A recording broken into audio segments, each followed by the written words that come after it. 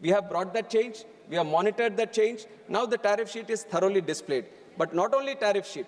Now earlier there was the rule that the tariff sheet, there was a small clause which gave an advantage to the airlines that every day they can change the tariff sheet. ऐसा होगा तो कैसे होगा? आज का tariff sheet आज का बन रहा है, आज का ticket हमने ले लिया, कल का tariff sheet कल का बन रहा है, तो again it's not serving the purpose. Then we changed the clause. Then we changed the rule that was giving that clause, that measure, and we said, you won't change it every day. You won't change it every 24 hours. You will only change it every month, so that once the passenger sees at the head of the month, first week of the month, they have to give us the tariff sheet saying, in that sector, in this month, how much are you going to charge, how many bucket charges you have. So everything the passenger should know on what charges it will be there. So we have changed it to 1 month. That is also a facility that the passenger will have. I would encourage more passengers to look into this tariff sheet, to look at how the pricing is done, what is the minimum bucket, what is the maximum bucket. And this, we have done it last year itself, and there we have observing some changes because it improves the monitoring mechanism that we have on these airlines and their tariff sheets. And also on top of this, there is a tariff monitoring unit that we have created in DGCA. And the purpose of this specifically is to look into what the pricing is and how the airfares are fixed. Are they following the tariff sheet or not? Are there abnormal situations that are being created? So specifically just for tariffs, we have created a tariff monitoring unit, and it has been strengthened time and again through various measures. And earlier, when it started with around 50 routes. But now we have expanded to 78 routes. We are also taking international sectors also right now to understand where and how these tariff fares are being changed and how they are being done. And the tariff monitoring unit, which is going to be a very important unit for us to monitor these tariffs, we are bringing in more IT tools. We are bringing in more technology so that the power at the TMU increases and they can analyze the fares in a very tech-based manner using the IT tools also to analyze. So that is one thing that we have done, and we are also improving the capacity with which TMU works, not only in the routes that are being covered, and also in the number of people that you are doing it. So this is one. And then the most important thing in civil aviation sector in the last 10 years, this is a success story that not only me, who is part of this government, can talk about. Everyone on both sides, all across this house, they can all speak about it, that the Udan scheme was one of the most successful scheme, not only for the country, but for people across the world that we can showcase to. Udan scheme has made democratized air travel in the country. The way we have brought inclusiveness in civil aviation is because of the Udan scheme. The number of unserved and underserved airports in the country, there was a big number. And there was a challenge for us because there were these airlines who were looking at commercial interests. Naturally, the airlines would look at viable routes to function. And that is the most metro routes or the tier 2 to metro routes. But we have been creating airports across the country, especially in the Northeast, in our union territories, where they might be not viable to function, but still they need air connectivity. People were aspiring to have air connectivity in the country. So that was when our Honorable Prime Minister came up with this flagship scheme of Udan, Ude Desh Ka Aam Nagrik, and it has done wonders to civil aviation sector in this country. Whatever we experience, we have gone through different places now where people would have not ever thought that they would have an airport at that location. Because of the Udan scheme, we were able to start an airport there. Because of Udan scheme, we were able to start operations there. Today, almost 1,57 lakh people have availed the benefit of Udan. More than 3,26,000 routes have taken over in Udan. More than 693 routes, specific routes which were not there before, because of Udan scheme we have started. But there are certain limitations in Udan. The Udan scheme also is not like just to cater for the viability or just to start new connections. Udan scheme is supposed to act like a spark. Wherever there is a route which is not functional, we wanted to start the route, bring in the viability, bring in people, attach them to aviation, attach them to air travel, and let the private sector take its place. It is with this idea that the Udan was brought in, and it was envisioned for 10 years. But I can tell you right now, madam, in the last budget, Honorable Finance Minister Nirmala Sitharaman ji, understanding the importance of this specific Udan scheme, because like I told, it is only for 10 years. So we were on the verge of completion of the Udan scheme, but she has made the provision that Udan is going to be expanded for 10 more years. This is a great thing for our civil aviation as we are trying to grow more and more in the next few years. Not only expansion for the next 10 years, but she has specifically mentioned that 120 new destinations are going to be covered. That is the strength that civil aviation has in this country. 120 new destinations. How many we have today? 164 airports. 164 is a vast network. But look at the capacity of the country. We are not stopping here. If we want to achieve Viksit Bharat, we have to connect each and every location as much as possible with civil aviation. In the next 10 years, we are going to do 120 destinations, and Udan is going to. And what is the biggest benefit Udan has done to the country? I've talked about many of them, but one of the biggest one is that new airlines have come in. New airlines, which many of you, because they operate in very specific sectors, you might not see them. Star Air is there, Fly 91 is there, India One is there. They might have very small operations. They might have a 9-seater or a 19-seater, but they are the ones who are connecting the tier 3 cities. They are the ones who are connecting the remotest parts. You would have never seen these kind of airlines come into the country. But it is because of Udan, they found a way to come in. Is it not what we want? This is exactly what we want, more airlines to come in, more competition to be there in the country. And Udan is specifically looking into that. Now, in the last 10 years, if we can see so much success in Udan, with modifications on the Udan, which is going to facilitate for more people to come in, more competition to be there, more routes being established and more connectivity being established. Imagine the kind of growth we can see with the new expanded Udan in the next 10 years. Definitely, I see the vision that there are going to be more and more airlines coming in the future. I can assure the House that there will be more and more airlines with the Udan scheme also, that it's going to come. I've talked about the tier 2 city connections and tier 3 city connections through Udan, madam, and that we are going to expand. And also in this last 18 months of me being the minister, we have given NOC to 3 new airlines also, and 2 new airlines have also applied for NOC. So this is a continuous activity. We are engaging with the stakeholders. We are engaging with the market. We are creating that aspiration that if you want to be in this sector, this is the time that you want to start a new airline, because the demand is continuously growing. This is the approach of the government also, that we need more airlines. And not only this, I would also like the people here to understand the real bottleneck here. Airports we are creating.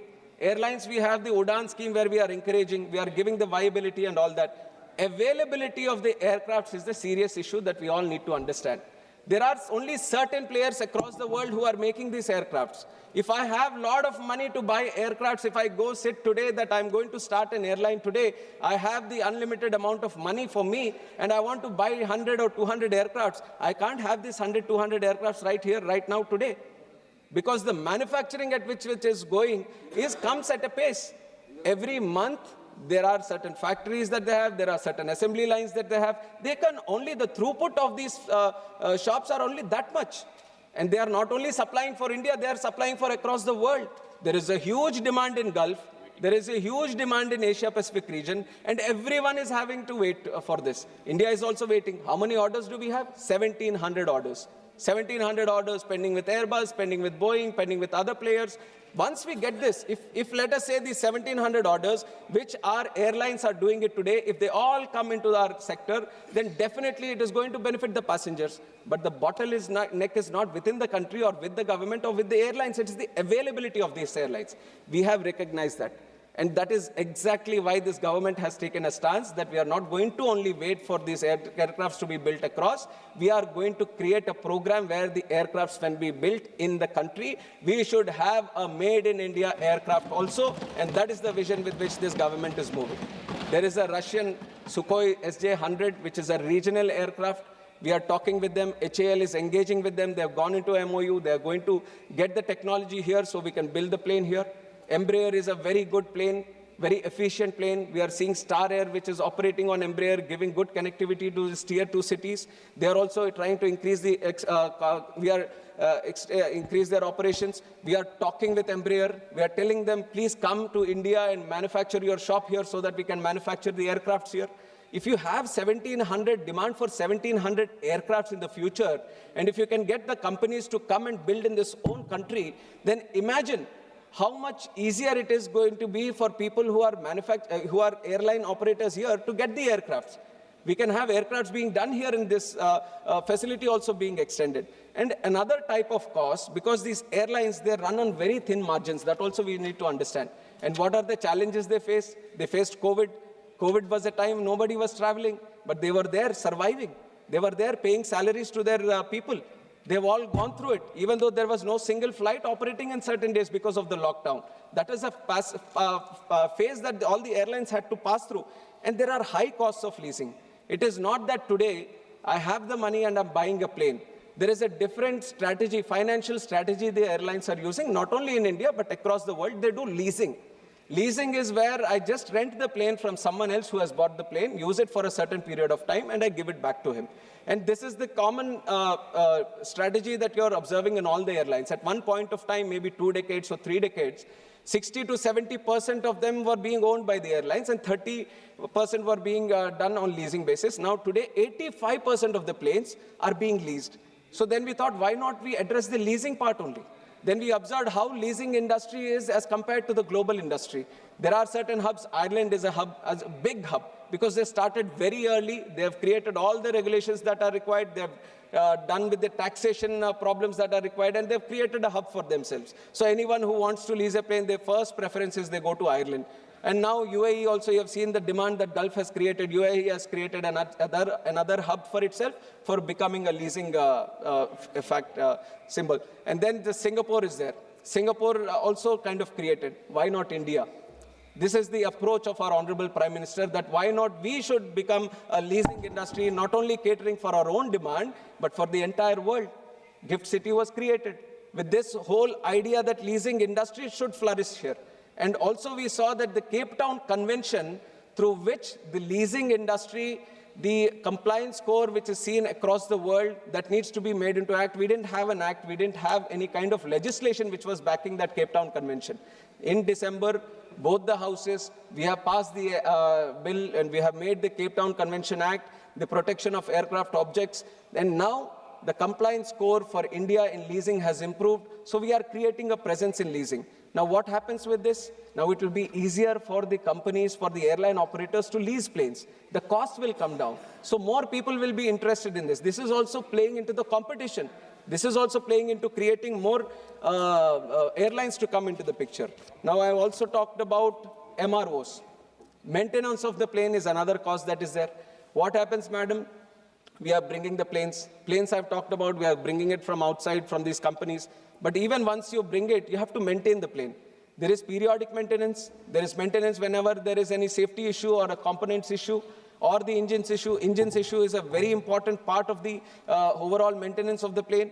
And when you want to do this maintenance, what happens is usually the plane or the engine has to go back to its original OEM, which is sitting in France or Germany or one of the European countries or USA or some other country. And what is it doing? The forex cost. The cost on the airline to just send this plane or the engine, that is being borne by the passenger.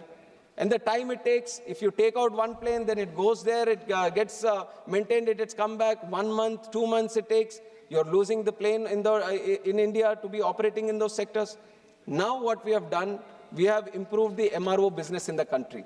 We have taken this government exactly with that idea. It has improved the whole MRO situation in the country and multiple other things like the taxes around the MRO components, how you open up the airports to have MROs. I've just seen one member also ask that you need to open up tier 2, tier 3. We are doing it. We have created the rules, we have created legislations that we open up more MROs in the country. And very proudly, I'm stating this also, recently in Hyderabad, near the GMR airport, Safran, which is an important air engine manufacturer, and many of our Airbus, they have these LEAP engines which are done by them.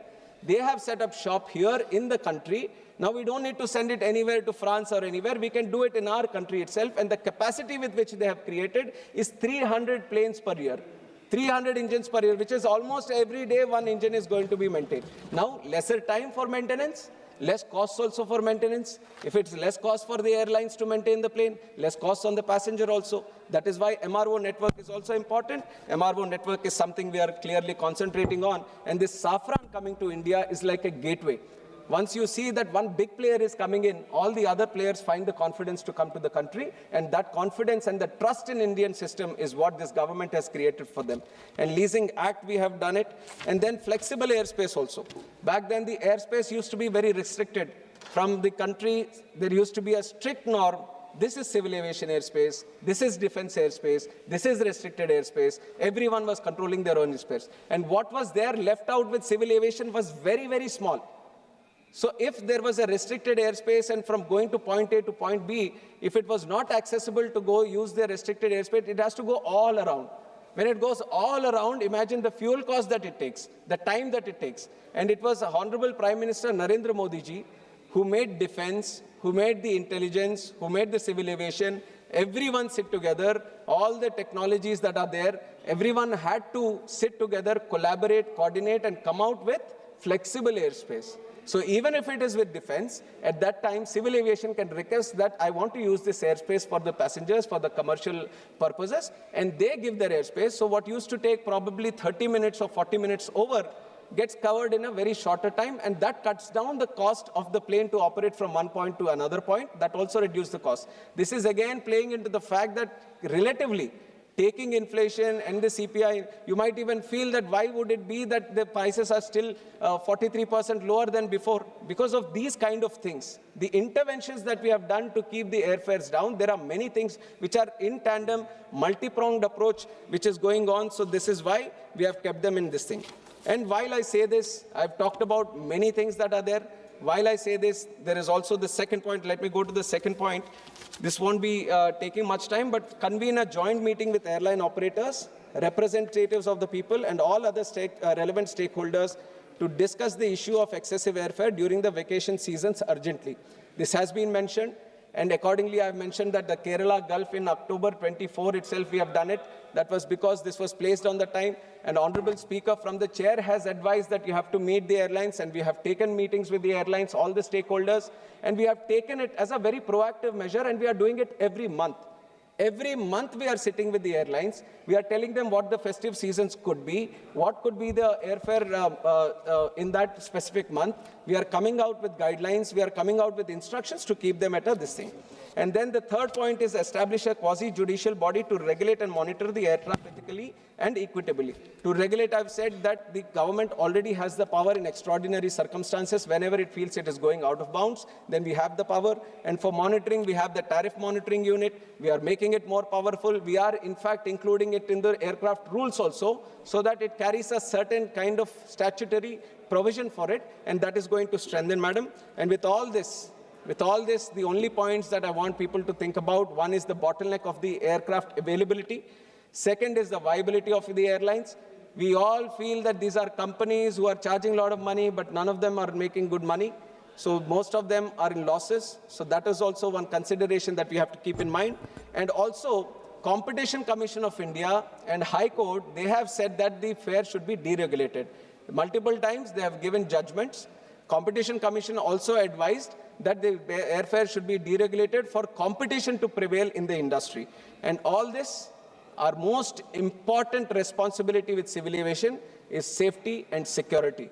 No matter how much this commercial angle, how much the pricing, everything comes, our first priority is to take the passenger from one place to another in a safe and secure way. So safety and security is the topmost priority, and we are building these airports not only for today, but for tomorrow also. No matter how much politics or political items the opposition tries to bring, we are very committed for the people of this country. If it is not there, then it won't be that 3 times in a row, one man would have become the Prime Minister of the country. That is because we are all walk, talk, and work for the people of this country and for the common man of this country. And that is going to continue, keeping intact the passenger rights, safety, and security of each and every passenger who is flying in this country. And that is the commitment from the government and from the civil aviation. Thank you very much. Now I would request from all the points that I have addressed, I would request the Honourable Member Shafi Parambalji to withdraw his resolution.